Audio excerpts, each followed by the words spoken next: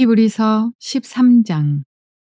형제 사랑하기를 계속하고 손님 대접하기를 잊지 말라. 이로써 부지 중에 천사들을 대접한 이들이 있었느니라. 너희도 함께 갇힌 것 같이 갇힌 자를 생각하고 너희도 몸을 가졌은즉 학대받는 자를 생각하라. 모든 사람은 결혼을 귀히 여기고 침소를 더럽히지 않게 하라.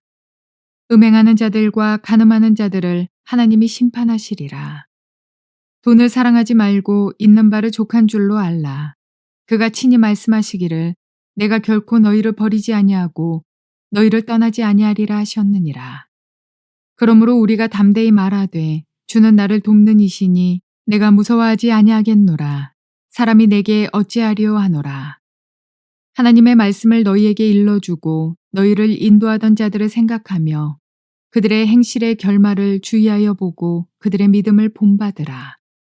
예수 그리스도는 어제나 오늘이나 영원토록 동일하시니라. 여러 가지 다른 교훈에 끌리지 말라. 마음은 은혜로서 굳게함이 아름답고 음식으로서 할 것이 아니니 음식으로 말미암아 행한 자는 유익을 얻지 못하였느니라. 우리에게 제단이 있는데 장막에서 섬기는 자들은 그 제단에서 먹을 권한이 없나니 이는 죄를 위한 짐승의 피는 대제사장이 가지고 성소에 들어가고 그 육체는 영문 밖에서 불사름이라. 그러므로 예수도 자기 피로써 백성을 거룩하게 하려고 성문 밖에서 고난을 받으셨느니라. 그런즉 우리도 그의 치욕을 짊어지고 영문 밖으로 그에게 나아가자. 우리가 여기에는 영구한 도성이 없으므로 장차 올 것을 찾나니 그러므로 우리는 예수로 말미암아 항상 찬송의 제사를 하나님께 드리자. 이는 그 이름을 증언하는 입술의 열매니라. 오직 선을 행함과 서로 나누어 주기를 잊지 말라. 하나님은 이 같은 제사를 기뻐하시느니라. 너희를 인도하는 자들에게 순종하고 복종하라. 그들은 너희 영혼을 위하여 경성하기를 자신들이 청산할 자인 것 같이 하느니라. 그들로 하여금 즐거움으로 이것을 하게 하고 근심으로 하게 하지 말라. 그렇지 않으면 너희에게 유익이 없느니라. 우리를 위하여 기도하라. 우리가 모든 일에 선하게 행하려 함으로 우리에게 선한 양심이 있는 줄을 확신하노니 내가 더 속히 너희에게 돌아가기 위하여 너희가 기도하기를 더욱 원하노라. 양들의 큰 목자이신 우리 주 예수를 영원한 언약의 피로 죽은 자 가운데서 이끌어내신 평강의 하나님이 모든 선한 일에 너희를 온전하게 하사 자기 뜻을 행하게 하시고 그 앞에 즐거운 것을 예수 그리스도로 말미암아 우리 가운데서 이루시기를 원하노라.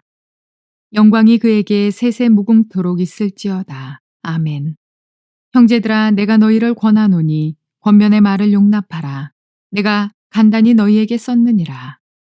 우리 형제 디모데가 놓인 것을 너희가 알라. 그가 속히 오면 내가 그와 함께 가서 너희를 보리라. 너희를 인도하는 자들과 및 모든 성도들에게 문안하라. 이달리아에서 온 자들도 너희에게 문안하느니라. 은혜가 너희 모든 사람에게 있을지어다. 자, 오늘은 히브리서 13장 말씀을 통해서 주님의 음성을 들을 수 있기를 바랍니다. 히브리서의 마지막 장입니다.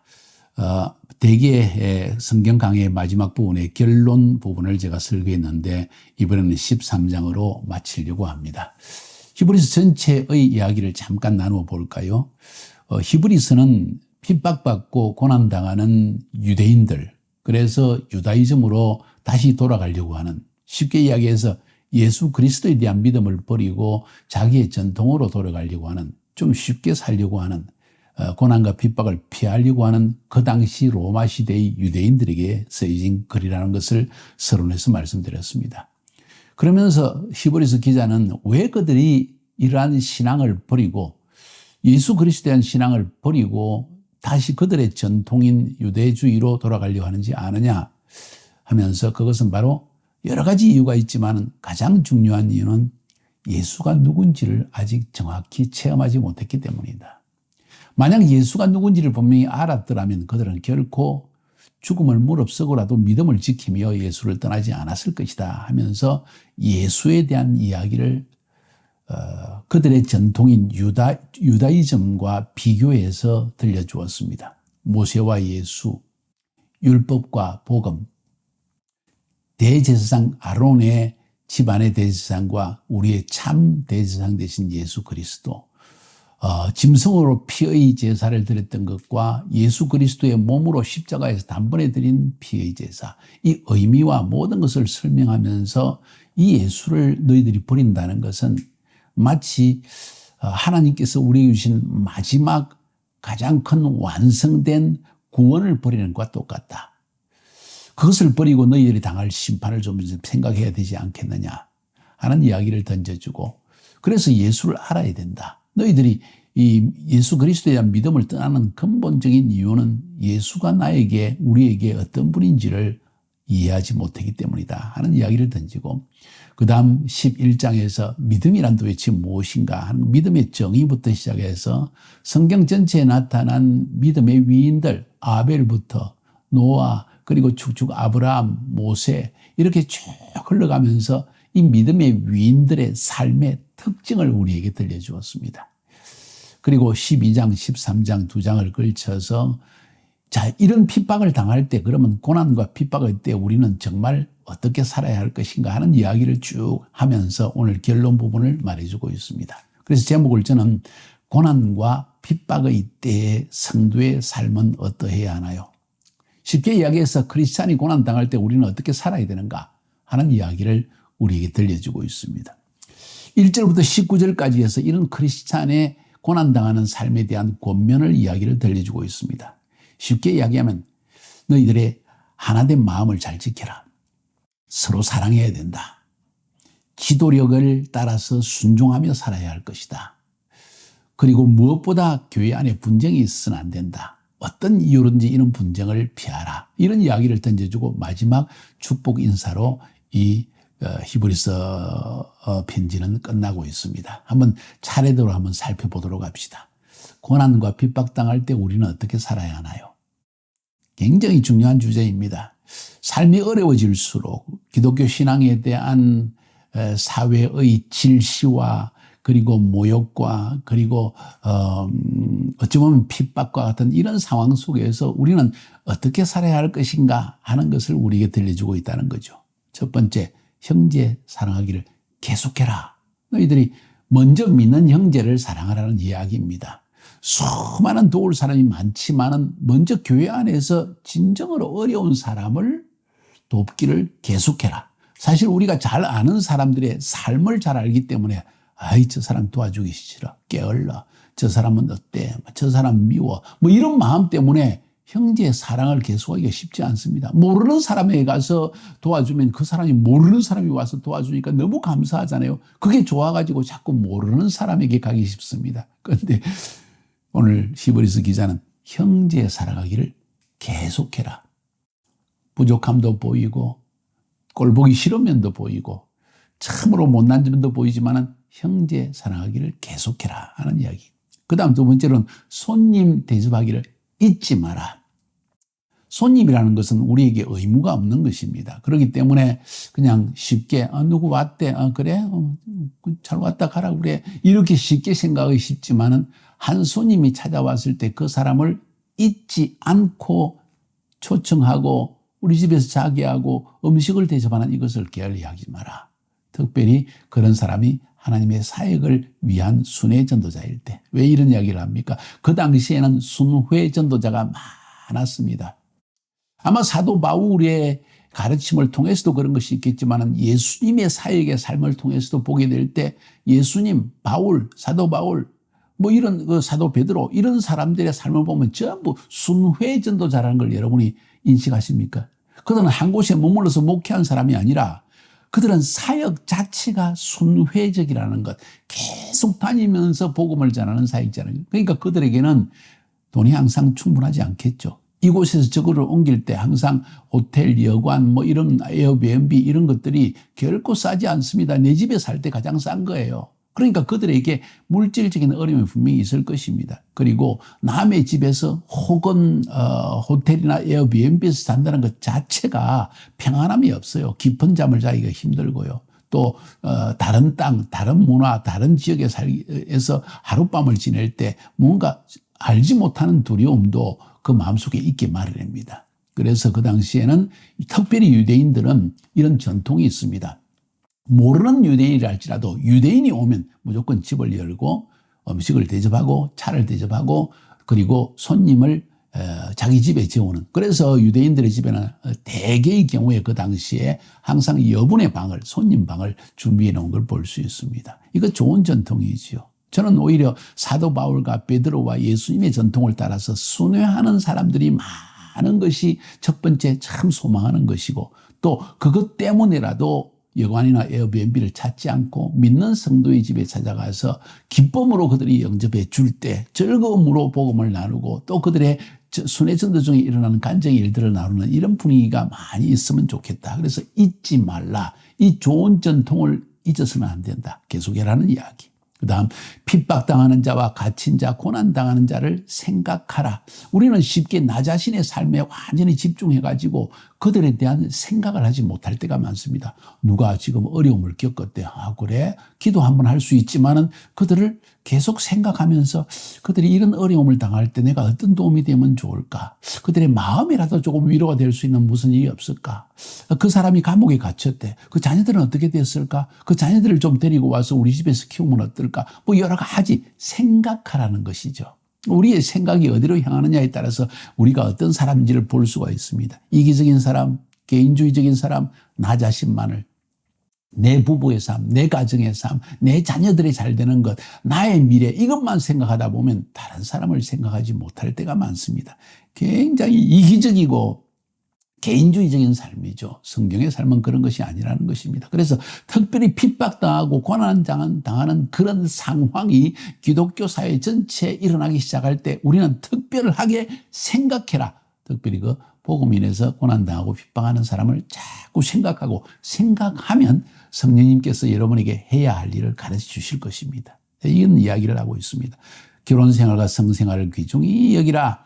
어려움의 때 될수록 사람들이 자꾸 주님의 신앙에서 떠나게 되고, 떠나게 되면 세속적이 되죠. 그러면 음행하는 것, 간음하는 것, 이런 것에 빠져들기 쉽습니다. 그런 사람을 심판하신다는 것을 잘 기억해라. 그래서 결혼과 성생활을 귀히 여기고, 여러분의 부부 생활에 있어서도 결혼생활과 성생활을 귀히 여기는 부부들과 함께 만나고, 그런 사람을 귀히 여기고, 그런 사람에게 하나님의 말씀을 나누어주고, 그런 사람의 가정을 도와주는 이런 일을 하는 것이 참 중요하다고 생각합니다. 결국 여러분의 친구가 여러분의 삶에 영향을 주는 것입니다. 성적으로 타락하고 아무 여자나 아무 남자나 그냥 어려우면 피해버리고 도망가버리고 아무 남자나 여자하고 자게 되고, 이런 사람들을 자꾸 만나면 여러분 자신도 모르게 여러분의 도덕적 기준이 잘못되기 시작한다는 거예요. 그런 사람은 성경 이야기하면 양심에 찔리기 때문에 그런 이야기 하지 마 하고 할 것입니다. 그래서 여러분의 친구가 굉장히 중요한데, 믿는 친구, 결혼을 귀중히 여기고 침상을 귀중히 여기는 이런 사람들과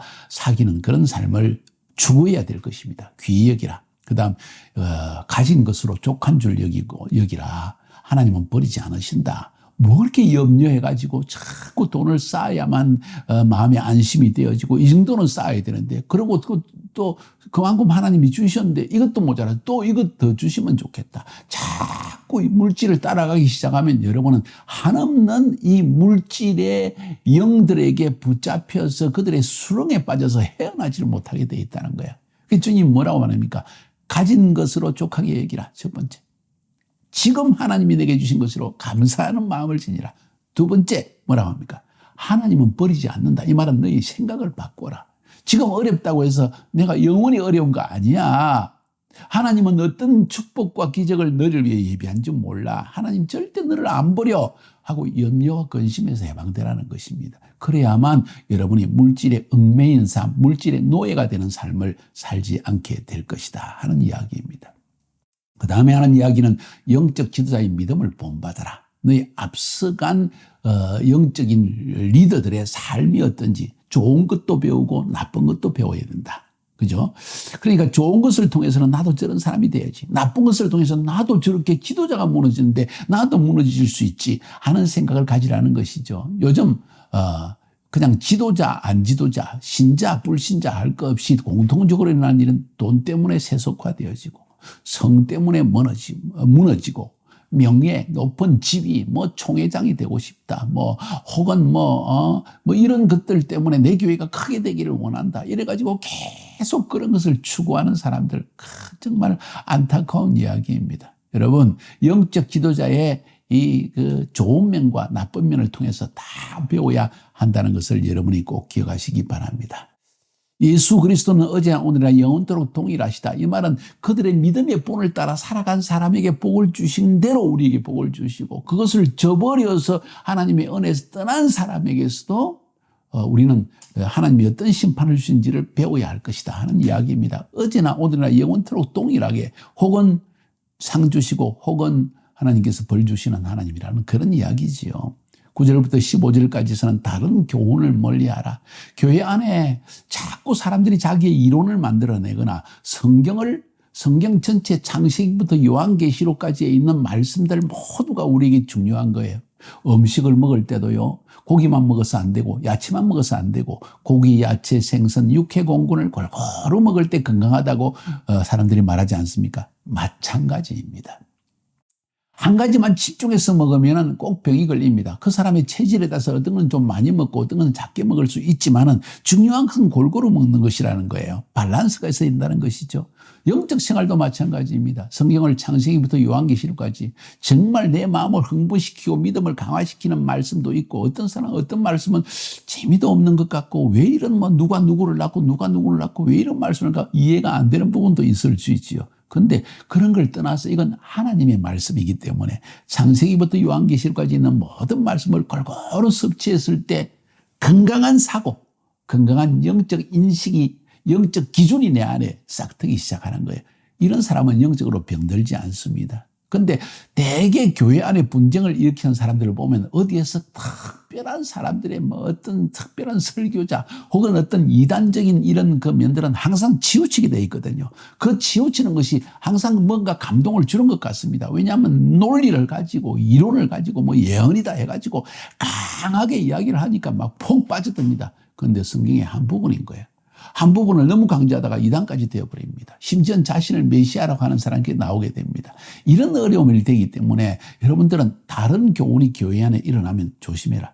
특별히 우리 교회들, 또 우리와 함께 신앙생활을 하는 분들의 경우는 어떻습니까? 성경 강해가 계속 주어집니다. 이유는 건강한 영적 말씀을 통해서 우리가 바른 하나님의 기준 속에 올바른 파운데이션을 가지고 신앙생활을 하기 위한 것이고, 어떤 예언의 영을 가질 때도 그 예언이 건전한 영이 우리 속에 임하게 하기 위한 것이지요.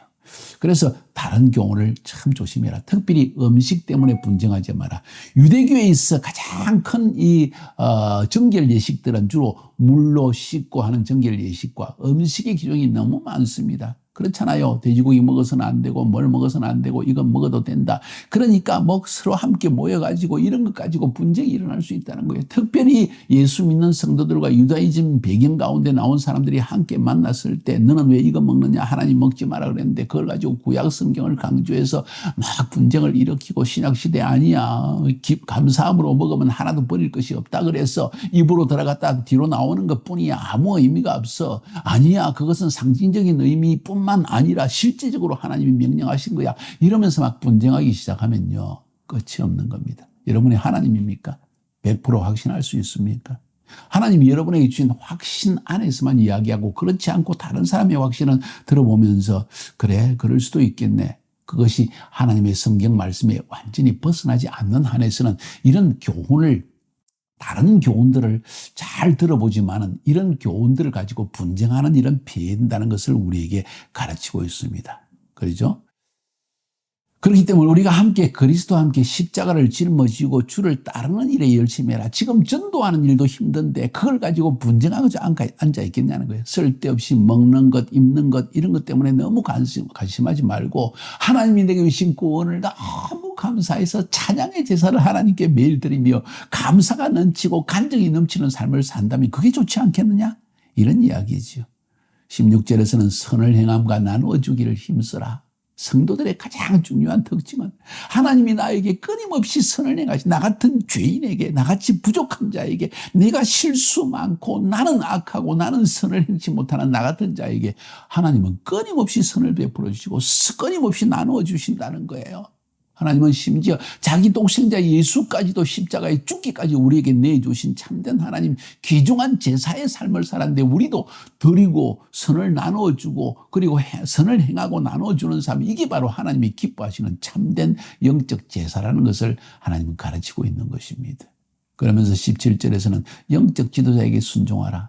영적 지도자는 너희들의 영혼을 위해서 책임을 지면서 하나님 앞에 행동한 자. 여러분의 마음을 아프게 하는 말을 할 수도 있습니다. 함께 기뻐하기도 합니다. 위로하기도 합니다. 그런데 엄격하게 꾸짖기도 하고 책망하기도 합니다. 그 이유가 뭡니까?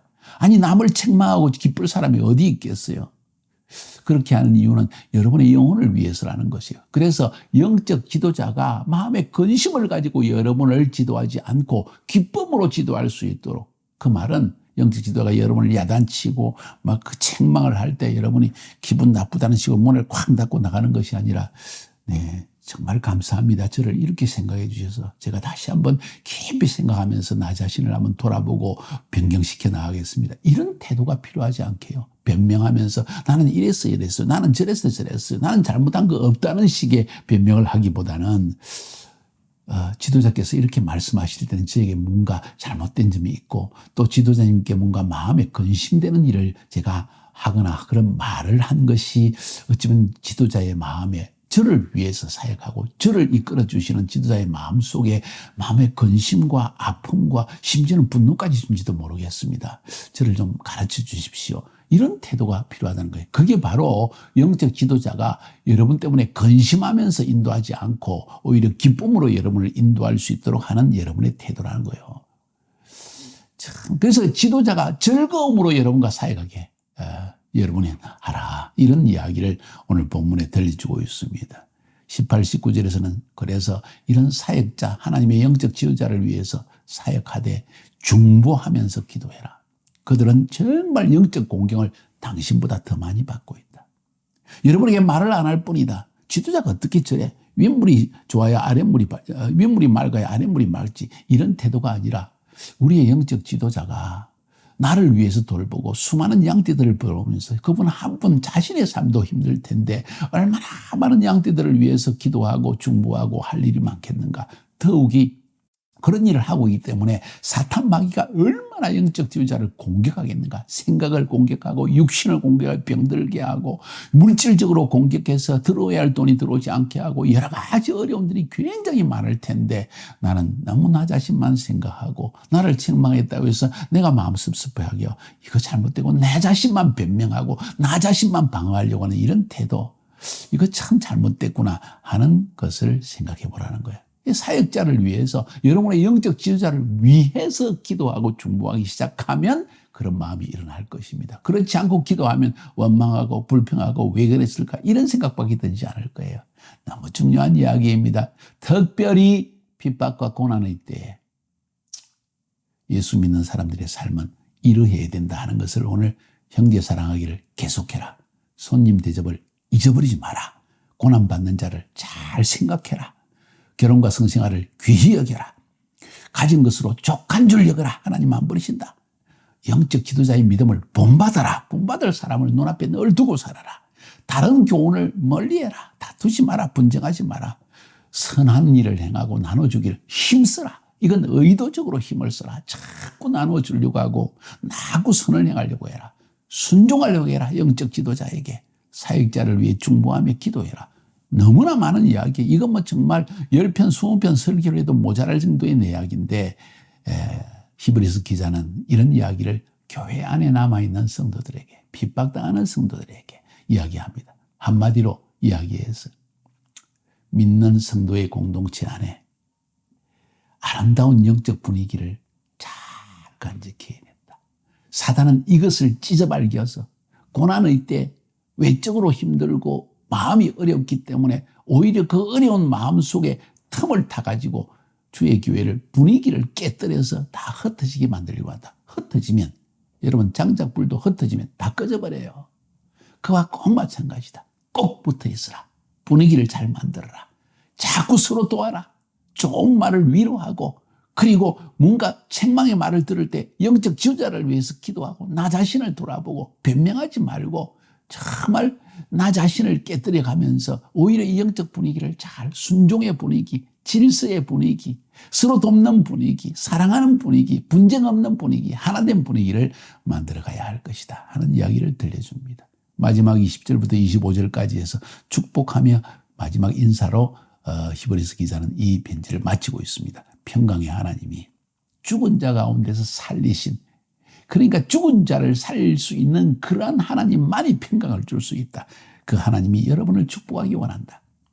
선한 일에 온전하게 되기를. 분쟁하는 일에 온전한 것이 아니라, 그죠? 악한 일에 온전한 것이 아니라, 거짓말하는 일에 온전한 것이 아니라, 육신의 정욕에 온전한 것이 아니라 선한 일에 온전하고 하나님의 뜻을 여러분이 행하게 하고 하나님 앞에 즐거운 일을 이루시기를 축복하는 이 히브리서 기자의 축복의 기도와 함께 마지막 인사를 씁니다. 그러면서 내가 이 편지를 쓰게 된 일에 대한 변명을 이야기합니다. 형제들아, 내가 너희를 권하노니 권면의 말을 용납해라. 내가 이 편지 쓴 것을 용납해라. 내가 간단히 너희에게 썼다. 간단히 썼대요. 엄청난 내용인데 얼마나 히브리서 기자의 마음속에 이 마음이 남아있던지. 그러면서 디모데가 추록됐다는 기쁜 소식을 전합니다. 우리 형제 디모데가 놓인 것을 너희가 알라. 그가 속히 오면 내가 그와 함께 가서 너희를 보리라. 이 한 절 때문에 사도 바울이 쓴 게 아닌가 하는 그런 생각을 저도 가지게 되어집니다. 그러나 본문 자체가 그걸 이야기하지 않기 때문에 아무든 디모데와 아주 깊은 연관 속에 있는 사람, 어쩌면 사도 바울, 어쩌면 누가, 어쩌면 다른 사람 될 수 있겠죠. 자, 그러면서 마지막 문안 인사를 드립니다. 너희를 인도하는 자들과 모든 성도들에게 문하라. 특별히 인도하는 자에 대한 이야기를 하는 이유가 뭔지 아십니까? 핍박과 고난할 때 가장 마음 아픈 자가 누군지 아십니까? 지도자입니다. 신앙을 버린 자를 보는 지도자의 마음 얼마나 아픈지 모릅니다. 그들에게 문하라. 모든 성도들에게 문하라. 이탈리아에서 온 자들도 너에게 문하느니라. 은혜가 너희 모든 사람에게 있을지어다. 우리에게 남아있는 것 하나, 우리의 신앙을 지켜주시는 분 하나님, 그분의 은혜가 아니면 우리는 다 넘어집니다. 어떤 용사도, 어떤 한때 믿음이 큰 사람도 다 무너집니다. 특별히 마지막 때 큰 환난과 고난과 핍박이 다가올 때 주님 은혜를 우리에게 부어 주시옵소서. 히브리서를 마치면서 여러분이 다시 한번 이 히브리서 전체를 들은 이야기를 한번 쭉 생각해 보세요. 예수를 깊이 알라. 믿음의 위인들의 믿음의 특징들을 살펴보면서 내게 있는 믿음의 특징이 무엇인지를 잘 개발하라. 그리고 영적 분위기를 마지막 때 잘 지켜나가라. 승리하시기를 주님의 이름으로 축복하여 드립니다.